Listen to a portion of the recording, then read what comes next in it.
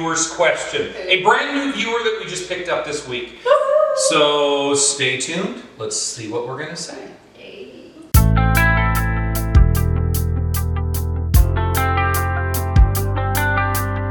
We always do names. We always do names. Oh, Sammy's got to start this. you gotta start. Hi, I'm Linnea. I'm Linnea. I'm Amy. I'm Buzz. I'm Elise. We're really lucky to have Elise back for this episode. Yeah. We are lucky to have Elise back with this episode. It is pretty much magic when she's here. Wonderful. So much Wonderful. joy.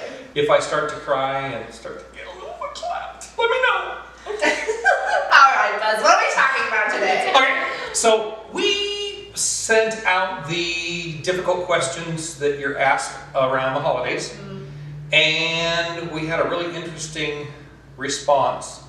Kind of a half question, half response, and it posed a couple of questions in my head. So let's answer the first question.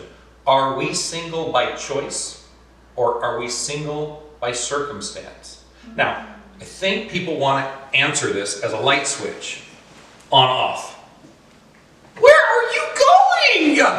Put on silent. You're not watching me, you're talking. Go. I'm not watching her. She's not getting up and ruining our focus points and stuff. Awesome.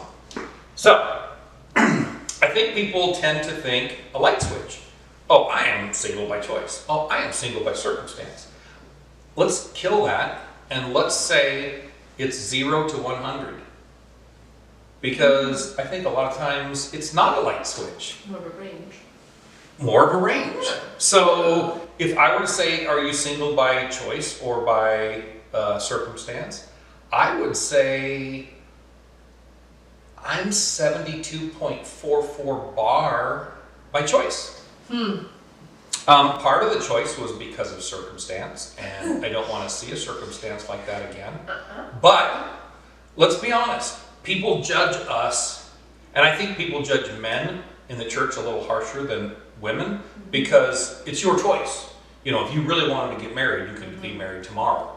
This is the one thing we get a pass on. Right. It's like, well, we're going to give you a pass because no one's really shown a big interest in you or no one's asked. Or They just don't know what. They don't know how wonderful you are yet. If I were 20 years younger. Right? Oh my gosh. Number of times I heard that one. But it's true. Hey, I thought that was in confidence. Yours. This is Singles Anonymous. We don't know who said it. And scene. But yeah, that's So, men I- definitely have it a little bit more difficult in that sense. Yes. Also, men have a difficulty, I think, coming out of, we'll talk about divorce in just a second, but when you come out of a divorce, I think men tend to be treated a little more poor. And I think it would be amazing if a divorced man actually stayed active in the church. Because if anybody went through what I went through, it's not going to happen. They're not going to stay around. But that's just my own opinion, so I don't know. Yeah. Well, I agree. I definitely think there's a spectrum to it, for sure. And So where are you on the spectrum? where am I on the spectrum? I'm probably around the 75 range as well, of Okay. choice, more often than not. And it's not, I don't want it to be like, I'm too picky, because I feel like when we say, I'm choosing to be single, a lot of the times people are like, that's because you're too picky. It's because you're not giving people a chance. Yeah. Well, yeah, I'm choosing not to date them, but I'm choosing not to date them because they're not dateable. Like if I want an equal partner, Right. then yes, I'm going to choose not to date them. Right. Well, so we talked about this 2 episodes ago. The difference between standards and expectations. Lower your expectations of what you think a successful marriage is going to be, and you're going to have a better marriage. Lower your expectations of what your relationship of any kind, be it business, be it romantic, be it friendship. Lower that expectation, and you're going to have a happier relationship. don't lower your standards. And I think a lot of times people say, lower your standards and you could be married tomorrow. You can all And that's we'll just probably push you all true. together.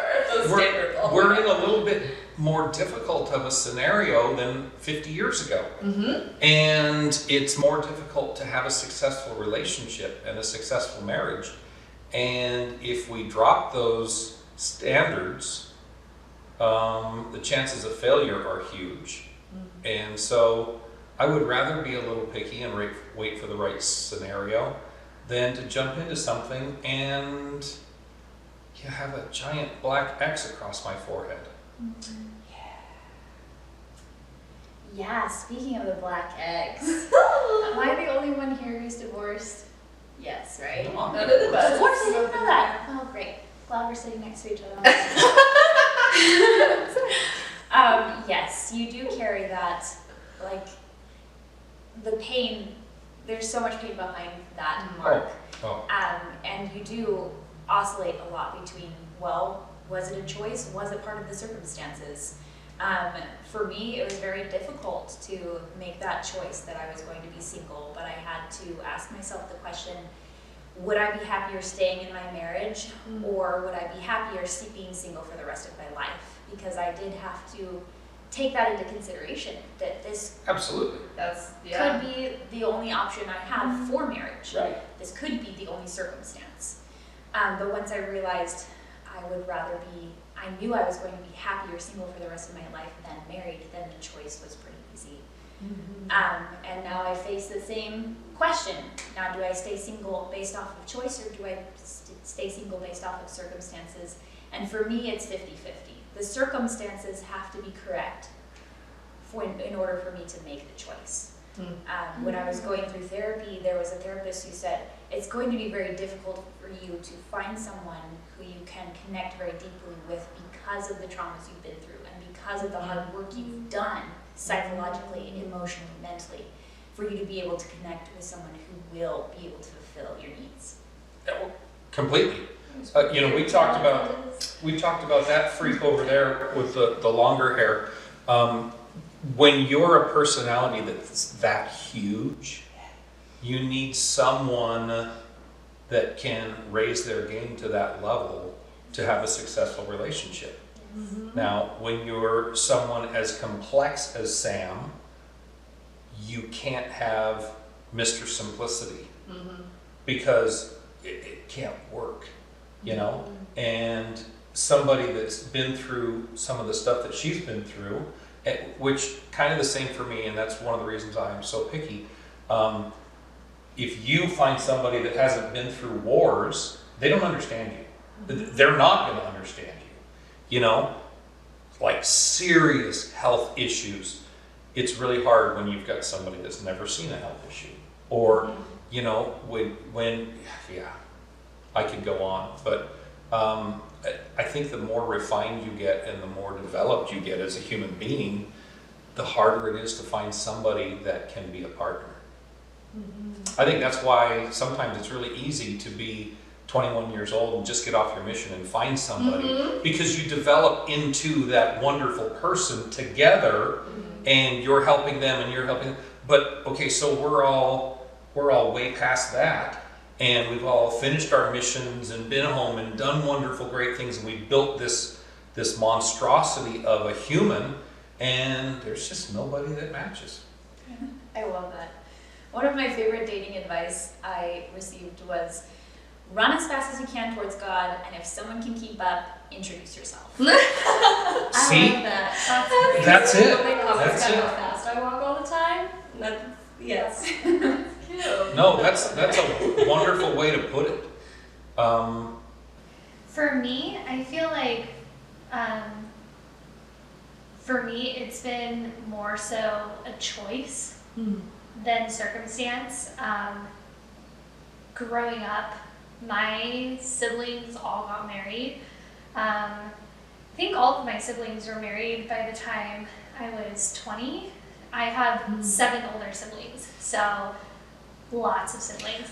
And all of them were married and or had partners by the time I was 20, and any relationship that I got into, like all of my siblings, my parents, they all pressured me to like become serious in that relationship and to like marry that person, and that pressure was just terrible for me. And so I ended up breaking off almost every single one of those relationships because of that pressure.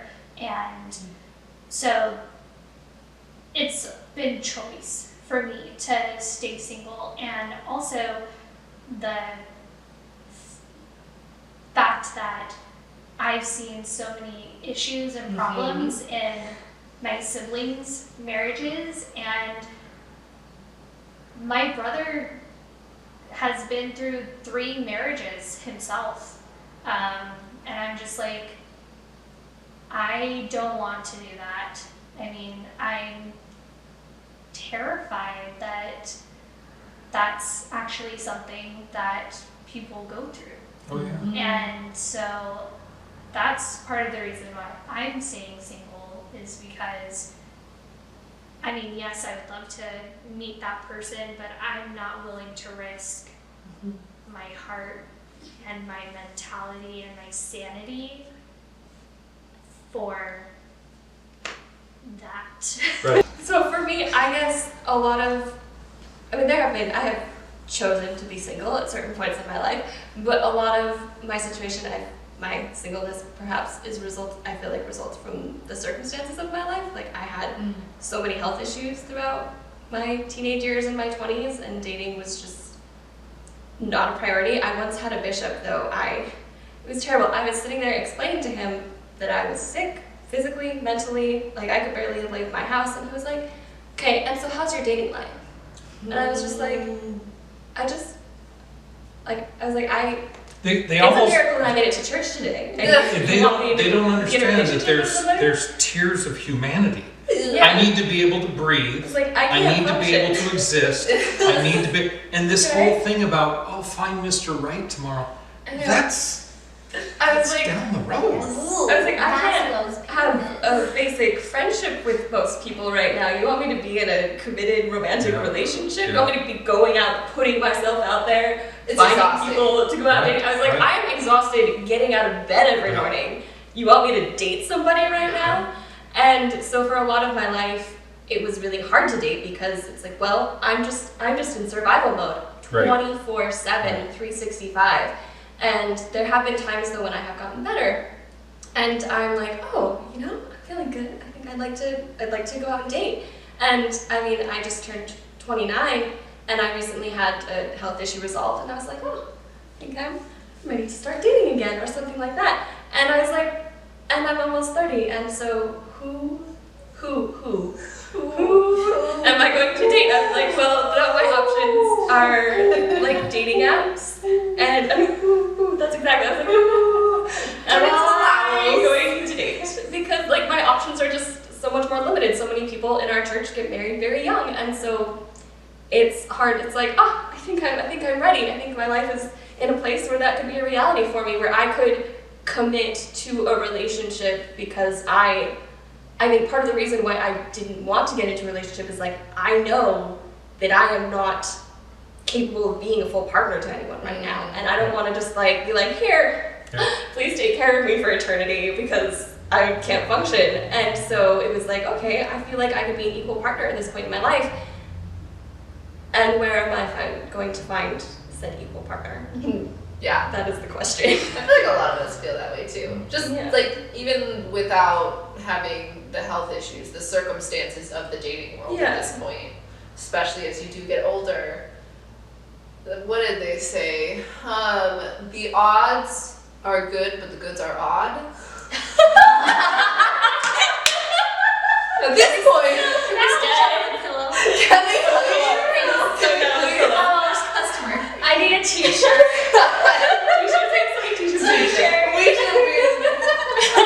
If you want us to make t-shirts, let us know. we will do it. We will make them for you. We'll make all the t-shirts. But that's the thing. I feel like, know, and maybe even now, the older you get, the odds are not so good, but the goods still continue to be odd. You know, so like, I mean, I get all of an age too, so. I definitely do. I always say that guys, single guys at our age are like parking spots at Christmas. All the good ones are taken, and the ones you think are good, oh, they're handicapped.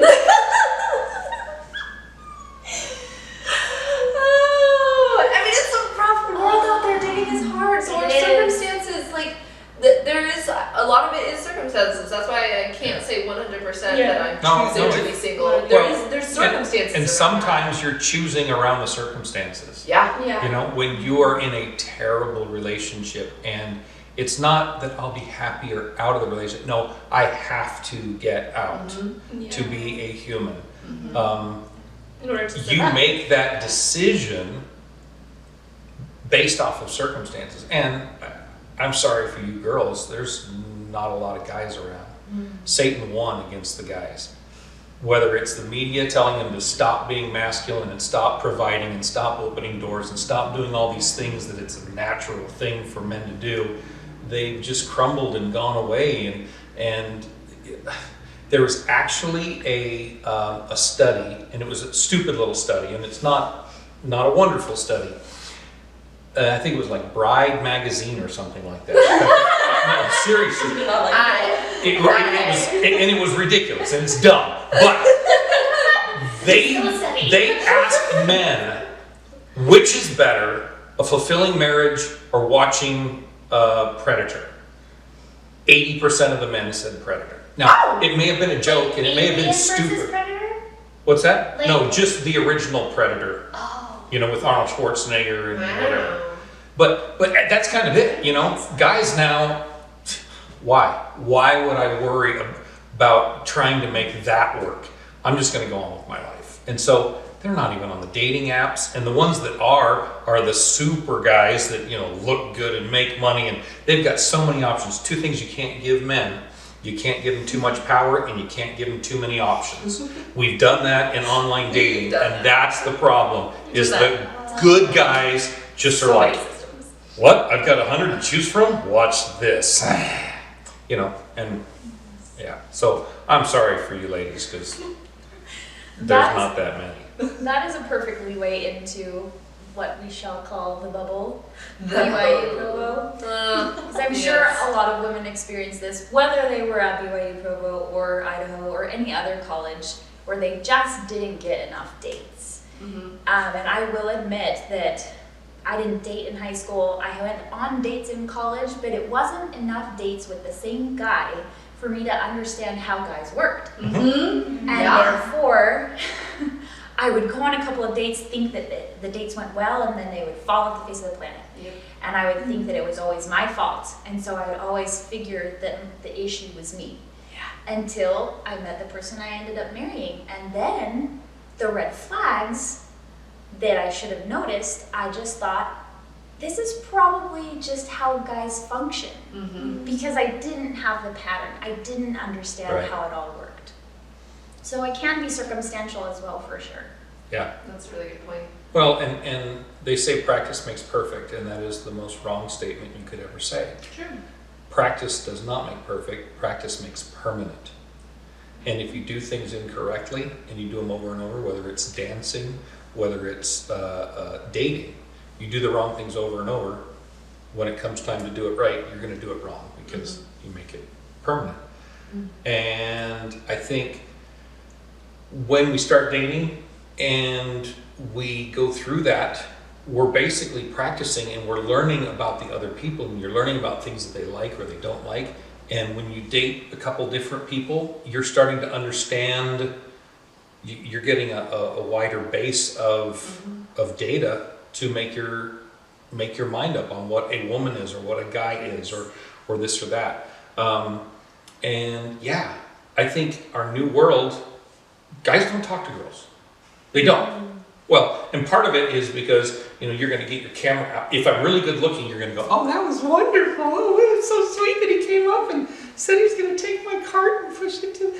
Or if you're not very attractive, they're going to get their phone out and go, this guy came up to me in the parking lot. Look, he's a predator here. And then boom, you're Mr. Creepy Guy for the rest of your life because that was on TikTok and it went viral and whatever. Or you did it at work and you lost your job and now you can never get a job again because you got fired from your last position because sexual harassment.